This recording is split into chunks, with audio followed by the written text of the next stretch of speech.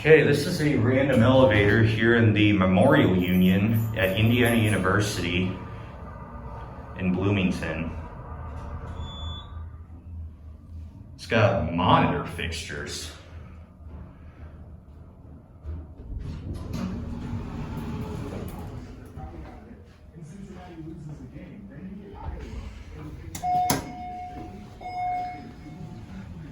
Running twice for up. Pretty huge elevator. Oh, and that motor is epic.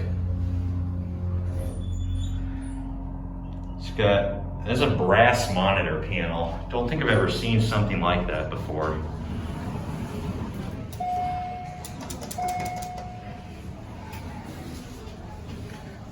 And it has a 4,500 pound capacity.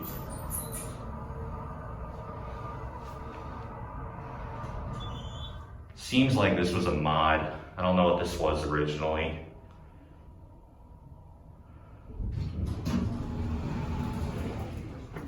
There's the vault pub. Let's go back up to M. All right, let's listen to the motor.